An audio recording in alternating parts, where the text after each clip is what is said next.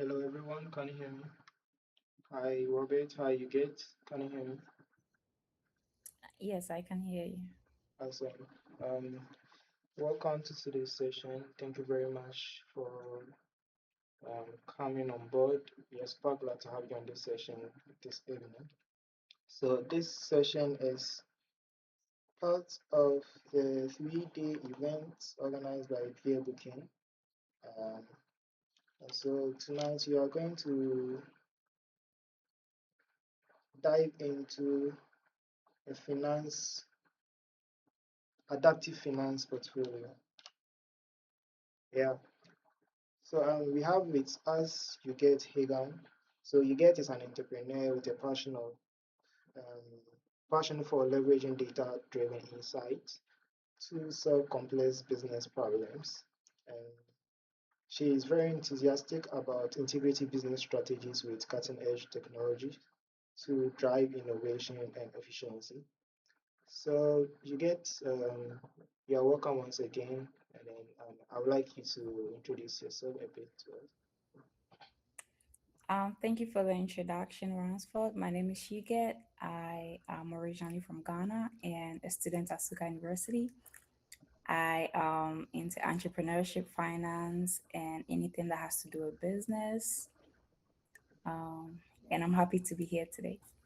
Awesome, awesome. So over the um, from yesterday, yes, sorry, from yesterday we've been looking at how to create a strong career portfolio and then boost recruitment chance. So yesterday, Robert started with Tracy on a strategic portfolio, building a strategic portfolio to increase your recruitment chance. So today we are looking at the adaptive finance portfolio. So um, to set a ball rolling, I want to. I'm curious, and I think most of us are also curious. As a banking and finance student, interested in fintech. I don't know if I got it right, but maybe you can correct us with your measure.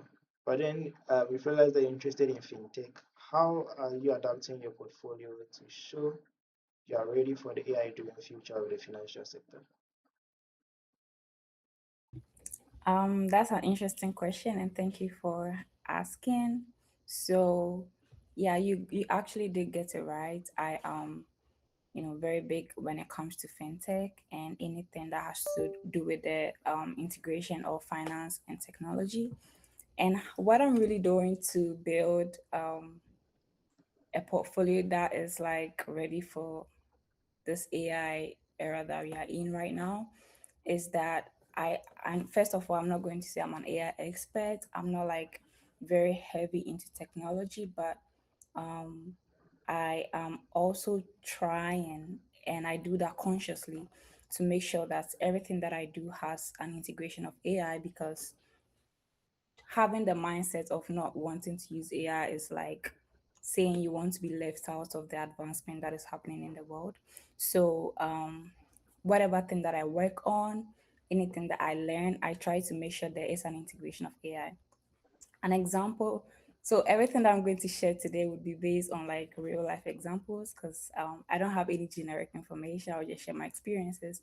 An Awesome. example I can give is that working as a financial analyst right now in the city of Detroit, I work with large data sets. I work with like the bonds for the city, and because it's like a whole city, managing finances for a whole city is a big deal. And wanting to analyze things on like using my human powers or like my my own mindset, which I can do, which I actually do, would actually give me results on a very shallow level because I'm not as you know I can actually do the analysis, but Yeah, that's AI is very true. That's very true. yeah. So I try to integrate AI. I do a lot with the Excel sheets and the smart sheets and the spreadsheets, but AI is actually able to help me make deeper and get like deeper understanding of the analysis that I have to do because once again I'm dealing with finances for a whole city and there's I mean I can if I want to, but I want to be very efficient and effective. So I definitely try to integrate AI, and I do that consciously. And I say this because I don't want to be left out if every because something that is going to take someone 5 minutes to get done because they actually used AI to help them. If I decide to have the mindset of going manual, it might take me days to complete it. So all of these things and having the consciousness to really include AI in what you're doing is preparing you for an AI driven future, because I would say like even right now as an entrepreneur, I can say like investors are looking for something that has AI, attached to it. If you are pitching an idea and the moment you mention your idea, has something to do with AI, Yeah. investors be like, whoa, they are all over the place and they really want to invest in you. So I feel like um as a student who is doubling as an entrepreneur and doing all these things, it's very important to make sure AI is, in the center of everything, because yeah, if I really want to be effective and efficient, that should be key. Awesome, awesome. I think that was very detailed. And thank you very much for letting us understand how you adapt to the AI-driven future. I mean, um, I'm super glad that in as much as you're not so much into tech, you are able to incorporate AI features, AI tools into your workflow. And I mean, that's one thing that would really be beneficial for people in your field. So I would also like to know, I mean, you've explored the intersection of finance and tech as based on what you just said. So, what specific projects or extracurricular learnings should a finance student prioritize to kind of beat the competition for prestigious internships, like working at the city of Detroit? Yeah. Yeah, that's a really good question, because I'm not like very much stuck in the classroom. I like to do things outside of the classroom. I like to go beyond the classroom, because most people think college is like get a grades and stuff like that. But I really want a holistic experience, and so I'm also very very conscious of the things that I do outside of classroom, and that one of those things is like having projects that I can talk about, or these extracurricular activities, engaging in them. And I would say for me, I mentioned like I'm into entrepreneurship and finance and everything that has to do with it, but I'm also very much exploring technology. Even though I'm not in tech, I do like the vibe coding, I do the building AI agents just to make my work easy. So if you're a student and you're really exploring these internships, for my internship journey, I don't know if that would be a discussion for another time, but it has all been about being intentional. And right now, the results that I'm seeing for myself would probably look like I did actually plan everything from the start, which I didn't, but I was very intentional. Um, I, as I said, I'm going to share my personal experiences. I did work with the MoneyLink startup company, and I wasn't recruited. It wasn't as if MoneyLink was recruiting that I joined. I was very proactive and reached out to people, who were related to this idea, and I got a chance to be part of it. Having projects or extracurricular activities doesn't necessarily have to be your personal idea or something that you started. It's all about building and having the experiences to be able to contribute to conversations, have like a broad mindset, and help you to be open minded, because once you have an idea about something, you are able to talk, you are readily available to receive more and make sure whatever thing is like expanded, right? So I worked with MoneyLink for a long time, since my freshman year, and now I'm going to be like a junior, so I'll say 2 years. And it was like a great experience. If I had just, you know, start just like gotten stuck in the classroom and be like, oh, I'm here for school and I'm just going to focus on my education, which is something that I'm doing. I do have good grades, but I still have to make sure there is a balance, because if I leave school and I go into the real world, I should know how to fit in there too. So you should prioritize what you are working on. I would say like I did not have a list of activities or projects that I'll be like, okay, I'm working on this and this and that. But the one thing that I got the opportunity to do, that was working with Moneylink, I made it a priority. I was mostly in charge of the investor relation duties, you know, making sure we are raising money and being, active in selling the product out there. That was my priority. If I had not been proactive to, get a chance to join the company in the first place, I wouldn't even know that I had the investor relation skills or the ability to sell a product or even, have the courage to meet investors in different places. So I think you should really be proactive in finding something that you would be able to talk about. It doesn't have to be related to anything. You just have to make sure you are not being idle. I'll say like for me, at least for my experience, Yeah, I just don't like being idle. I like to have something to talk about, something that will help me contribute to conversations, will help me share ideas. And if I'm not working on anything, it will be very hard for me to, to, I mean, I'll be like, I don't have anything to talk about. So if people are talking, I'll just be quiet, and that is not my style. yeah, So if I'm working on something, then I have ideas, I have knowledge, I have insights, and I'm also ready to receive from people, learn from people as well. So if you're a student and you're trying to explore these internships, these experiences, I'll say, added up to,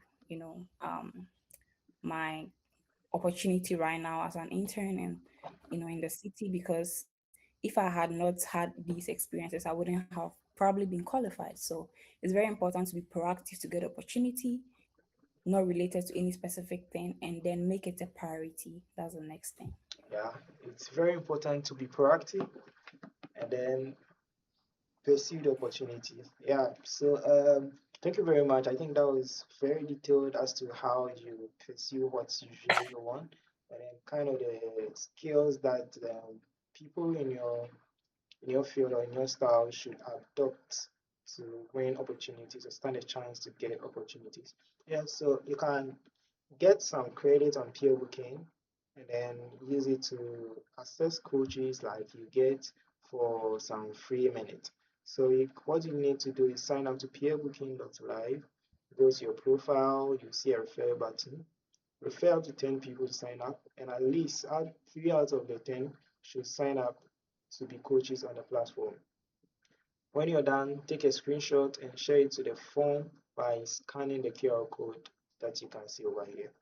So we move on with the conversation. Um, we have about, I think, last but one question for the session. So, given your interest in fintech and AI engineering again, what advice do you have a student on documenting their learning journey, kind of TikToking, right? when they don't yet have years of full-time experience?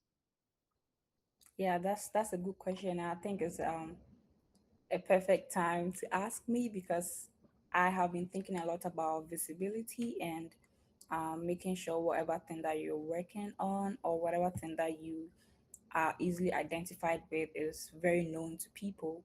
Um, One thing I would say I'm glad I did very early was starting to post on LinkedIn, especially from my freshman year, because I was really like putting everything out there, everything that all of the conferences that I go for and the things that I learned. So it really made people aware of, oh, this is what she's interested in and this is what she's doing about it. Right. So when it comes to documenting, I know sometimes like we all are looking at the bigger picture and, I'm looking for this like huge internship, I'm looking for this huge full-time offer, so it makes it hard to really manually or even type in your journey or even the little things that are not really like related to what you're looking for. So what I would say is make visibility key, and that is one thing that I'm really working on right now.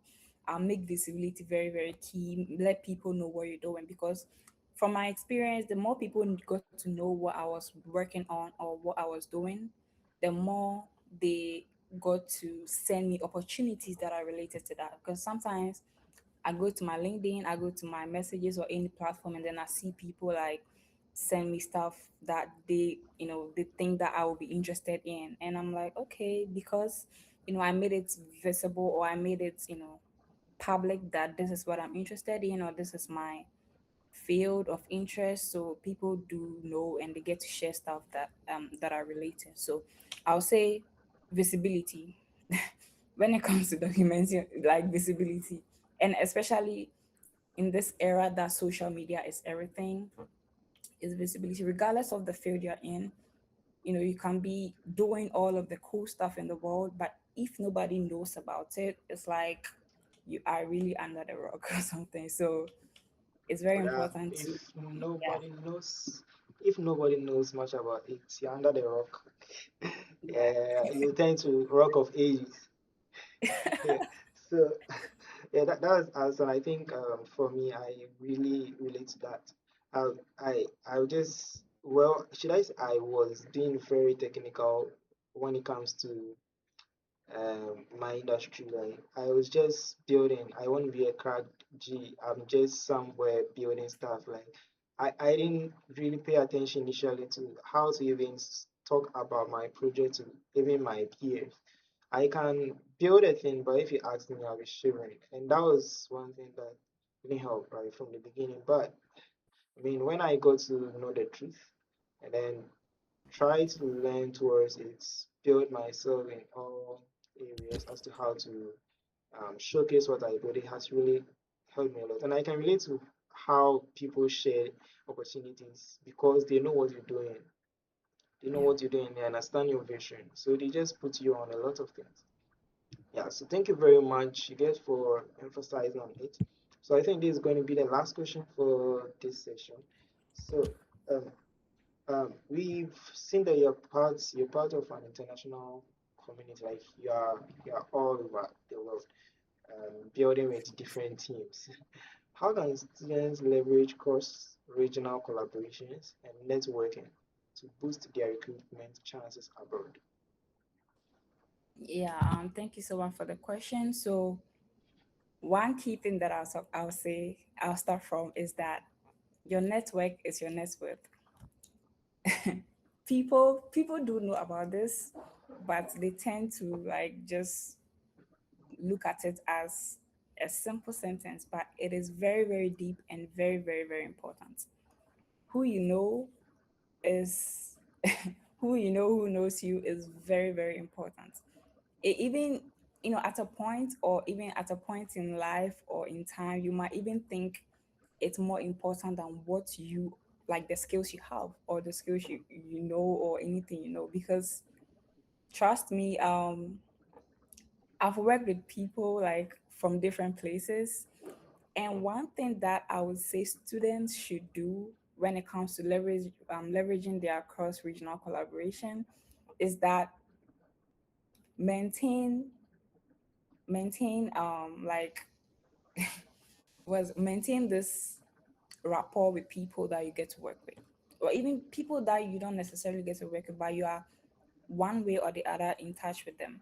Because I personally, as I said, I'm speaking from experience, I can make one phone call right now, and you know get whatever thing that I want. Example, right? So I would say have like this rapport with people, and it shouldn't be like you feel entitled, to their help or their assistance.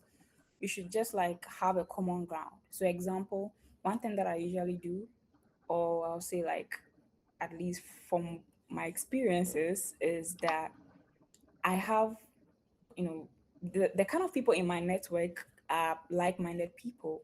And that's one thing that you should also, consider when you are trying to build yourself and your life. So people, when I say like I go somewhere and I'm like, oh, I'm trying to have a small talk that is going to lead up to something, I just be like, I play golf, and boom, like everyone plays golf, and then the conversation starts, right? So just have a common ground. It shouldn't be like you go to them and, can you give me a job? Can you give me an internship? Like it makes people feel like you're entitled to their help and their resources. So I'll say have a rapport with people, have a common ground that, it doesn't make the whole relationship or, friendship feel like a transaction to, to other people. And also persevere to work with people from outside of where you are, because, I'm from Ghana, and we understand in my local language that Otifakwa Otuadies. So make sure you are moving. Like, you can be in you can be at one particular place, but social media is like all over the place. And so make sure you are reaching out to people. I personally, I like cold emailing. I like just sending simple messages, and I do get responses. It's like out of 10, I do get at least two responses, which is progress, right? So do like make an effort to try and collaborate with people from different places and establish rapport with them, have a common ground, and do not like, eliminate anyone from any network that you've built with them, or try to be like, oh, they're not relevant. Everybody is relevant. Everybody that you've had the chance to connect with is going to be relevant at some point in time. So that is very important to consider. That's amazing. That's amazing. Data has been very insightful. So, you've understood how Alien as your banking and finance students, you're integrating AI tools into your workflow. You've understood how you can build your portfolio, the skills that you need to build for to build your portfolio and set yourself a chance of winning global opportunities. You've also understood the um, how to leverage cross-regional collaborations and networking. One thing that I really took out of this is to, I mean, just try cold email. People talk to people at least you get has been getting to maybe I'll get half, and then as it goes on, I mean definitely you're getting full responses, and I think that's something people really suck at it. So um, it's supposed to be kind of an interest. You should build that rapport with people, and that sets you to a certain standard where people can't reject your messages or your emails. Yeah, so thank you very much, you get. It's been a very insightful session with you. We are hoping to get you on another call later. So this is new on Peerbooking. You can have resources, you can get videos of even this session some few days after we end.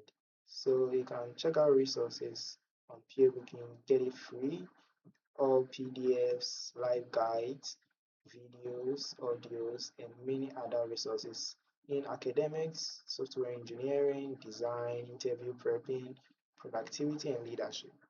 So, once we end, I would like to also mention again that you can win $20 um, prize on peer booking by signing up, referring, and then getting at least three coaches to sign up. Take a screenshot and share to the phone via the QR code. Thank you very much all for joining this meeting. Thank you very much, you get. See you very Thank soon. you. Yeah. Thank you for having me. Bye bye.